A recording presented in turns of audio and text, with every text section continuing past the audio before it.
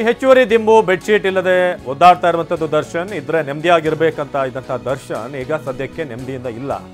ಹಾಗಾಗಿನೇ ಬಹಳ ಸ್ಪಷ್ಟವಾಗಿ ಅವರು ಮನವಿ ಮಾಡಿಕೊಂಡ್ರು ದರ್ಶನ್ ನ್ಯಾಯಾಧೀಶರ ಮುಂದೆ. ದರ್ಶನ್ಗೆ ಈಗ ಒಂದ್ ಕಡೆ ಈ ವ್ಯವಸ್ಥೆಗಳನ್ನ ಮಾಡಿಕೊಡುವಂಥದ್ದು ಆದೇಶ ಬಂದರೂ ಕೂಡ ಬಳ್ಳಾರಿಗೆ ಶಿಫ್ಟ್ ಮಾಡುವಂಥದ್ದಾದ್ರೆ ಅದೊಂಥರ ಹಿನ್ನಡೆ ಮತ್ತೆ.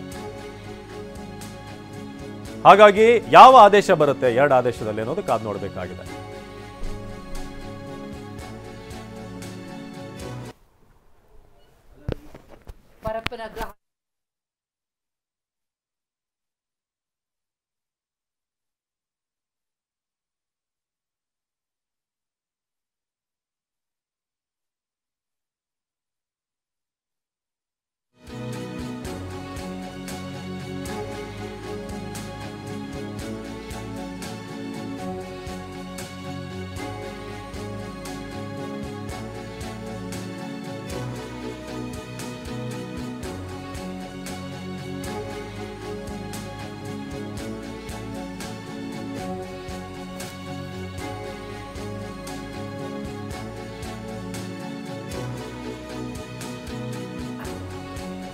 ಅದಕ್ಕಾಗಿ ಅರ್ಜಿ ಕೂಡ ಹಾಕೊಂಡಿದ್ದಾರೆ ದರ್ಶನ್.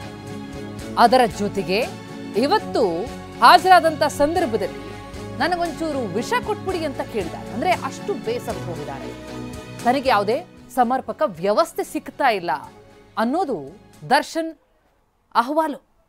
ಅದಕ್ಕೆ ಕೋರ್ಟ್ ಯಾವ ರೀತಿಯಲ್ಲಿ ಸ್ಪಂದಿಸುತ್ತೆ ಅನ್ನೋದನ್ನ ನೋಡ್ಬೇಕಾಗತ್ತೆ. ಯಾಕಂದ್ರೆ ದರ್ಶನ್ ಆ ರೀತಿ ಹೇಳಿದಾಗ ವಿಷ ಕೊಡಿ ಅಂತಂದಾಗ ಹಾಗೆಲ್ಲ ಮಾತನಾಡಬಾರ್ದು, ಅಂಥದ್ದೆಲ್ಲ ಮನವಿಗಳನ್ನ ಮಾಡಬಾರ್ದು ಅಂತ ಎಚ್ಚರಿಕೆ ಕೊಟ್ಟರು ಜಡ್ಜ್. ಆದರೆ ಇವತ್ತು ಮಧ್ಯಾಹ್ನ ಏನು ಆದೇಶ ಹೊರಬೀಳುತ್ತೆ ಅವರ ಅರ್ಜಿಗೆ, ಅದರಲ್ಲಿ ಏನು ಬಾಗುತ್ತೆ ಅನ್ನೋದು ಈಗ ಸದ್ಯಕ್ಕೆ ಕುತೂಹಲ. ಈ ಬಗ್ಗೆ ಡೀಟೇಲ್ಸ್ ಪಡಿತಾ ಹೋಗೋಣ. ನಮ್ಮ ಪ್ರತಿನಿಧಿ ರಮೇಶ್ ಈಗ ಸಂಪರ್ಕದಲ್ಲಿದ್ದಾರೆ. ರಮೇಶ್, ದರ್ಶನ್ ಇವತ್ತು ಕೋರ್ಟ್ನಲ್ಲಿ ಇಟ್ಟಂತಹ ಒಂದು ಅಹವಾಲಿನಿದೆ ವಿಷ ಕೊಡಿ ಅಂತ ಅನ್ನೋದು, ಅವರ ಪರಿಸ್ಥಿತಿ ಏನಾಗಿದೆ ಅನ್ನೋದನ್ನ ನಮ್ಮ ಎದುರಿಗೆ ಬಿಚ್ಚಿಡ್ತಾ ಇದೆ. ಆದರೆ ಕೋರ್ಟ್ ಇಂತಹದೆಲ್ಲ ಮನವಿಗೆ ಯಾವ ರೀತಿಯಲ್ಲಿ ಸ್ಪಂದಿಸುತ್ತೆ? ಅಂದ್ರೆ ಫಸ್ಟ್ ಆಫ್ ಆಲ್ ಅದು ಈ ರೀತಿಯೆಲ್ಲ ಕೋರಿಕೆಯನ್ನ ಕೊಡಬಾರ್ದು ಅನ್ನೋದು ಎಚ್ಚರಿಕೆಯನ್ನು ಕೊಡ್ತು ನಿಜ. ಆದರೆ ಮಾನವೀಯತೆಯ ದೃಷ್ಟಿಯಿಂದ ಸ್ಪಂದಿಸೋ ಸಾಧ್ಯತೆಗಳು ಇದೆಯಾ? ಬಿಸಿಲಿಗೆ ಹೋಗೋದಕ್ಕೆಲ್ಲ ಅನುವು ಮಾಡಿಕೊಡುವಂಥದ್ದು ಅಥವಾ ಜೈಲಧಿಕಾರಿಗಳಿಗೆ ಕನಿಷ್ಠ ಸ್ವಲ್ಪ ರಿಲ್ಯಾಕ್ಸ್ ಕೊಡಿ ಅನ್ನುವಂಥ ಏನಾದರೂ ಹೇಳಿಕೆಗಳನ್ನ ಕೊಡುವಂಥ ಚಾನ್ಸಸ್ ಇರುತ್ತಾ ಅಂತ? ಪ್ರತಿಮಾ, ಇಲ್ಲಿ ಒಂದು ವಿಚಾರ ಅಂತೂ ಸ್ಪಷ್ಟ. ಈ ಹಿಂದೆ ದರ್ಶನ್ ಏನು ಜೈಲಿನಲ್ಲಿ ಫೆಸಿಲಿಟಿಗಳನ್ನ ಅನುಭವಿಸ್ತಾ ಇದ್ರು, ಅಂದ್ರೆ ಅಲ್ಲಿ ಜೈಲಿನಲ್ಲಿ ಅವರು ಆಗ ಆರಾಮವಾಗಿದ್ರು, ಅಲ್ಲಿ ಯಾವುದೇ ರೀತಿಯಾದಂಥ ಫ್ರಸ್ಟ್ರೇಷನ್ ಆಗ ಕಾಣಲಿಲ್ಲ. ಒಂದೇ ಒಂದು ಮನವಿಯನ್ನು ಕೂಡ ಆಗ ದರ್ಶನ್ ಸಲ್ಲಿಸಲಿಲ್ಲ. ಮನೆ ಊಟ ಕೋರಿ ಒಂದು ಅರ್ಜಿಯನ್ನು ಸಲ್ಲಿಸಿದ್ ಬಿಟ್ರೆ ಬೇರೆ ಈ ರೀತಿ ಯಾವುದೇ ರೀತಿ ಮನವಿಯನ್ನು ಸಲ್ಲಿಸಲಿಲ್ಲ. ಈಗ ಅವರು ನಿಜವಾದಂಥ ಜೈಲು ವಾಸದ ಅನುಭವ ಅವ್ರಿಗೆ ಆಗ್ತಾ ಇದೆ. ಯಾಕೆಂದರೆ ಜೈಲಿನಲ್ಲಿ ಈಗ ಕಟ್ಟುನಿಟ್ಟಿನ ವ್ಯವಸ್ಥೆ ಮಾಡಲಾಗಿದೆ. ಇದಕ್ಕೆ ಕಾರಣನೂ ಸ್ಪಷ್ಟ ಆಗಿದೆ. ಯಾಕಂದರೆ ಸುಪ್ರೀಂ ಕೋರ್ಟ್ ಸ್ಪಷ್ಟವಾಗಿ ಹೇಳಿದೆ, ಈ ಯಾವುದೇ ರೀತಿಯಾದಂಥ 5 ಸ್ಟಾರ್ ಟ್ರೀಟ್ಮೆಂಟನ್ನು ದರ್ಶನ್ಗೆ ಕೊಡಬಾರ್ದು, ಇತರೆ ಆರೋಪಿಗಳಿಗೆ ಕೊಡಬಾರ್ದು, ಕೊಟ್ಟರೆ ಜೈಲು ಅಧಿಕಾರಿಗಳ ವಿರುದ್ಧ ಕ್ರಮ ಆಗುತ್ತೆ ಅಂತೇಳಿ ಸುಪ್ರೀಂ ಕೋರ್ಟ್ ಎಚ್ಚರಿಕೆಯನ್ನು ಕೊಟ್ಟಿದೆ. ಹೀಗಾಗಿನೇ ಸಹಜವಾಗಿಯೇ ಜೈಲು ಅಧಿಕಾರಿಗಳು ಕೂಡ ಭಯಭೀತರಾಗಿರ್ತಾರೆ. ಅಂದರೆ ಯಾಕೆ ಬೇಕಪ್ಪ ರಿಸ್ಕು ಅಂತೇಳಿ ಅವರು ಕೂಡ ಬಹಳ ಕಟ್ಟುನಿಟ್ಟಾಗಿ ಕ್ರಮವನ್ನು ಕೈಗೊಂಡಿದ್ದಾರೆ. ಅಂದರೆ ಅವರು ಜೈಲಿನ ಸೆಲ್ನಲ್ಲೇ ಇರಿಸಿದ್ದಾರೆ ಅವರು ಮತ್ತು ಇತರೆ ಆರೋಪಿಗಳನ್ನು.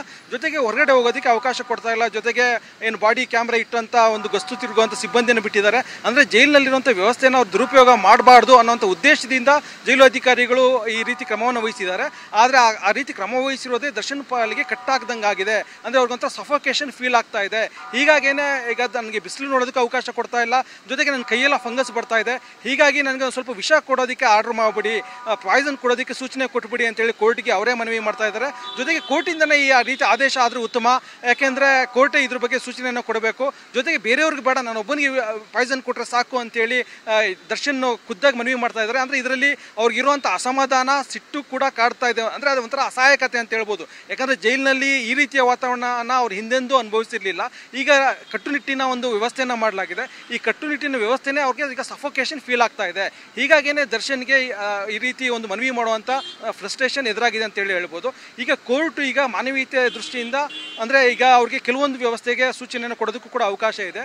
ಅಂದರೆ ಈಗ ಅವ್ರು ಓಡಾಡೋದಕ್ಕೆ ಇರ್ಬೋದು, ವಾಕ್ ಮಾಡೋದಕ್ಕೆ ಇರ್ಬೋದು, ಅಥವಾ ಬಿಸಿಲಿನ ಒಂದು ತಗೊಳ್ಳೋದಕ್ಕೆ. ಯಾಕಂದರೆ ಈಗ ಏನು ಫಂಡಮೆಂಟಲ್ ರೈಟ್ಸ್ ಏನಿದೆ ಜೈಲು ಮ್ಯಾನ್ಯುಯಲ್ಗೆ ಅನುಗುಣವಾಗಿ ಅಂದರೆ ಕಾನೂನಿಗೆ ಒಳಪಟ್ಟು ಏನೇನು ಫಂಡಮೆಂಟಲ್ ರೈಟ್ಸ್ ಕೈದಿಗಳಿಗೆ ಸಿಗುತ್ತೋ ಆ ಒಂದು ಅನುಕೂಲಗಳನ್ನು ಕೊಡೋದಕ್ಕೆ ಸೂಚನೆಯನ್ನು ಕೊಡಬಹುದು. ಆದರೆ ಯಾವುದೇ ರೀತಿ 5 ಸ್ಟಾರ್ ಟ್ರೀಟ್ಮೆಂಟ್ ಇನ್ನೆಂದೂ ಕೂಡ ದರ್ಶನ್ಗೆ ಸಿಗೋ ಸಾಧ್ಯತೆ ಇಲ್ಲ.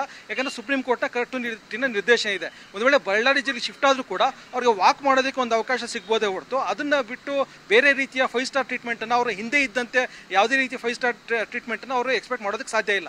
ಹೀಗಾಗೇನೆ ಅಂದರೆ ಹಿಂದೆ ಇದ್ದಿದ್ದ ಪರಿಸ್ಥಿತಿಗೂ ಈಗಿನ ಪರಿಸ್ಥಿತಿಗೂ ಅಜಗಜಾಂತರ ವ್ಯತ್ಯಾಸ ಇರೋದ್ರಿಂದ ಹೀಗಾಗಿ ಅವ್ರಿಗೆ ಒಂದು ರೀತಿ ಫ್ರಸ್ಟ್ರೇಷನ್ ಎದುರಾಗಿ ಈ ರೀತಿಯ ಒಂದು ಹೇಳಿಕೆಯನ್ನು ಕೊಟ್ಟಿರ್ಬೋದು. ಆದರೆ ಕೋರ್ಟ್ ಇವಾಗ ಮುಂದಿನ ಒಂದು ಮಧ್ಯಾಹ್ನ ಆದೇಶವನ್ನು ನೀಡಲಿದೆ.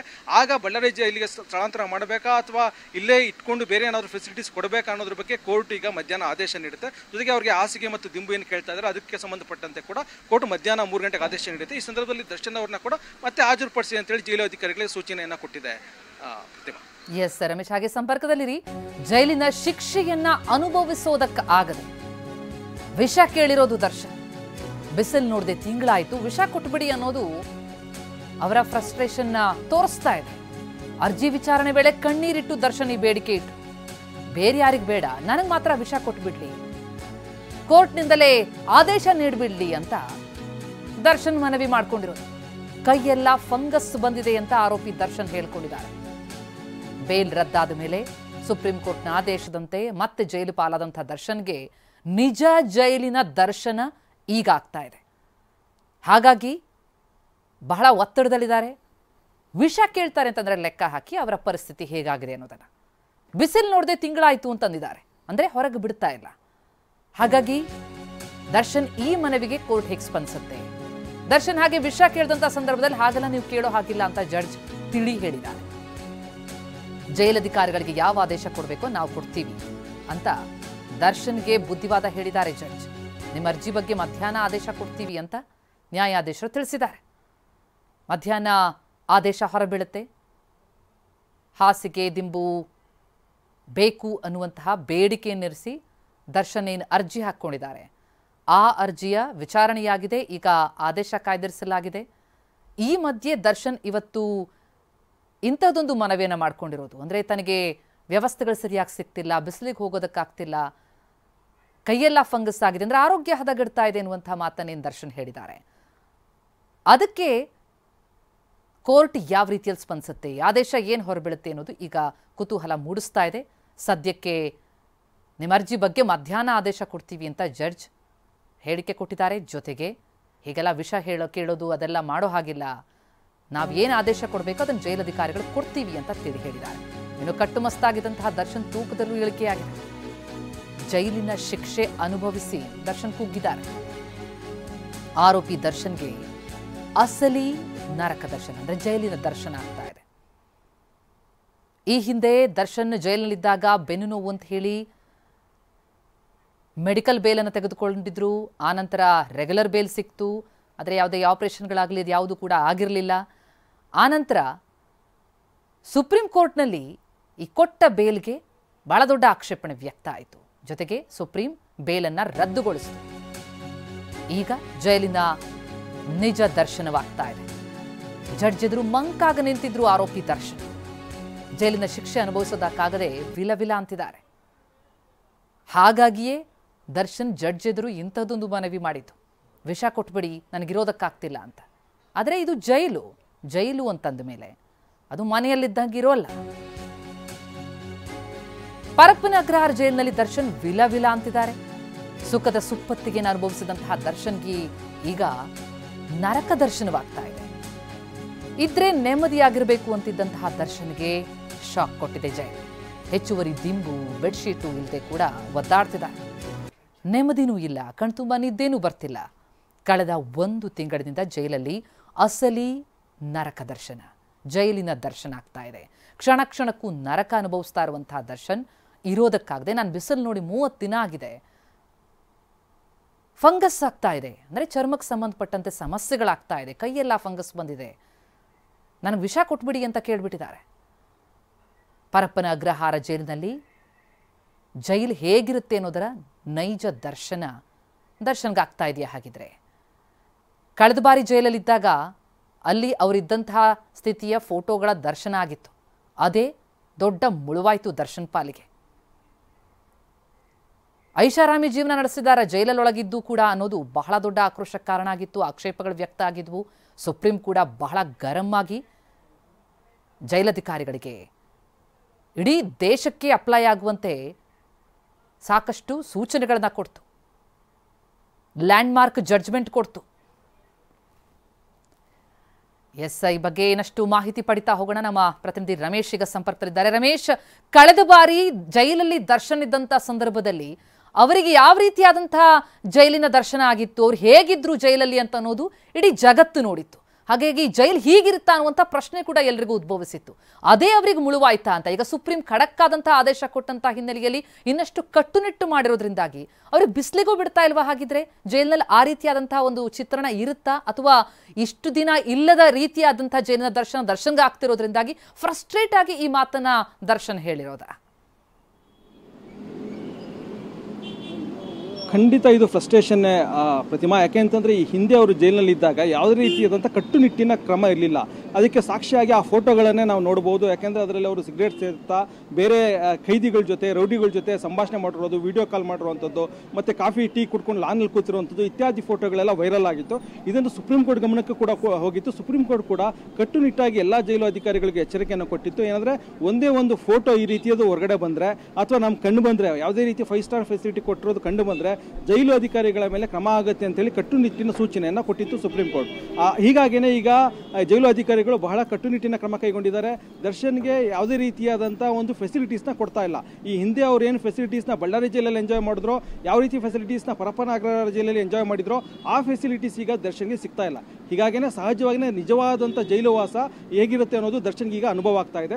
ಹೀಗಾಗಿನೇ ಸಹಜವಾಗಿ ಅವರು ಫ್ರಸ್ಟ್ರೇಟ್ ಆಗಿದ್ದಾರೆ. ಜೊತೆಗೆ ಈಗ ಅವರು ಬಹಳ ಹೇಳ್ತಾ ಇರೋದೇನೆಂದರೆ, ನನಗೆ ಬಿಸಿಲು ನೋಡೋಕ್ಕೂ ಬಿಡ್ತಾ ಇಲ್ಲ, 30 ದಿವಸ ಆಯಿತು ಬಿಸಿಲು ನೋಡಿ, ನನಗೆ ಸಾಕಾಗಿದೆ, ಹೀಗಾಗಿ ನನಗೆ ಸ್ವಲ್ಪ ವಿಷ ಕೊಡೋದಕ್ಕೆ ಆರ್ಡರ್ ಮಾಡಿಬಿಡಿ, ಕೋರ್ಟಿಂದನೇ ಈ ಒಂದು ಆದೇಶವನ್ನು ಕೊಡಿ, ಪಾಯ್ಸನ್ ಕೊಡೋದಕ್ಕೆ, ಆಗ ಒಂದು ಸರಿ ಹೋಗುತ್ತೆ. ಬೇರೆ ಯಾರಿಗೂ ಬೇಡ, ನಾನು ಒಬ್ಬನಿಗೆ ಪಾಯ್ಸನ್ ಕೊಡಿ, ಬೇರೆ ಆರೋಪಿಗಳಿಗೆ ಯಾರಿಗೂ ಪಾಯ್ಸನ್ ಕೊಡೋದು ಬೇಡ, ನನಗೆ ಮಾತ್ರ ಪಾಯ್ಸನ್ ಕೊಡೋದಕ್ಕೆ ಕೋರ್ಟಿಂದನೇ ಆದೇಶ ಆದರೆ ಉತ್ತಮ ಅಂತೇಳಿ ದರ್ಶನ್ ಕೇಳ್ತಾ ಇದ್ದಾರೆ. ಹೀಗಾಗಿಯೇ ಕೋರ್ಟ್ ಅವರಿಗೆ ಬುದ್ಧಿವಾದವನ್ನು ಕೊಟ್ಟು ಹೇಳಿದೆ, ಈ ರೀತಿ ನೀವು ಕೇಳೋ ಹಾಗಿಲ್ಲ, ಕೋರ್ಟ್ ಅಧಿಕಾರಿಗಳಿಗೆ ಏನು ಸೂಚನೆಯನ್ನು ಕೊಡಬೇಕು ಆ ಸೂಚನೆಯನ್ನು ಕೋರ್ಟ್ ಕೊಡುತ್ತೆ, ಆದರೆ ಈ ರೀತಿಯ ನಿಮ್ಮ ಮನವಿಯನ್ನು ನಾವು ಕೇಳೋದಕ್ಕೆ ಪುರಸ್ಕರಿಸೋದಕ್ಕೆ ಸಾಧ್ಯ ಇಲ್ಲ ಅಂತೇಳಿ ಜಡ್ಜ್ ಕ್ಲಿಯರ್ ಆಗಿ ದರ್ಶನ್ ಅವರಿಗೆ ಸೂಚನೆಯನ್ನು ಕೊಟ್ಟಿದ್ದಾರೆ. ಈಗ ಮತ್ತೆ 3 ಗಂಟೆಗೆ ವಿಚಾರಣೆಯನ್ನು ಮುಂದೂಡಲಾಗಿದೆ. ಆಗ ದರ್ಶನ್ ಮತ್ತೆ ಏನಾದರೂ ಮನವಿ ಮಾಡ್ತಾರಾ, ಅಥವಾ ಅವ್ರ ಹಿಂದೆ ಏನು ಅಂದರೆ ಕೇಳಿದ್ರು, ಅರ್ಜಿಯನ್ನು ಸಲ್ಲಿಸಿದ್ರು, 2 ಅರ್ಜಿ, ಬಳ್ಳಾರಿ ಜೈಲಿಗೆ ಟ್ರಾನ್ಸ್ಫರ್ ಮಾಡಬಾರ್ದು ಅನ್ನೋಂಥದ್ದು, ಜೊತೆಗೆ ದಿಂಬು ಮತ್ತು ಹಾಸಿಗೆ ವ್ಯವಸ್ಥೆ ಮಾಡಬೇಕು ಅನ್ನೋದು, ಇದ್ರ ಬಗ್ಗೆ ಕೋರ್ಟ್ ಏನು ಆದೇಶ ನೀಡುತ್ತೆ ಅನ್ನೋದನ್ನು ನೋಡಬೇಕಾಗುತ್ತೆ. ಹೀಗಾಗಿ ಇದೊಂದು ಫ್ರಸ್ಟ್ರೇಷನಲ್ಲಿ ಕೇಳಿರುವಂಥ ಪ್ರಶ್ನೆ, ಮತ್ತು ಅದರಲ್ಲಿ ಅಸಮಾಧಾನ ಮತ್ತು ಒಂದು ರೀತಿ ಬೇಸರ ಅಂದರೆ ನೀಟಾಗಿ ಗೊತ್ತಾಗ್ತಾ ಇತ್ತು ಎಲ್ರಿಗೂ ಕೂಡ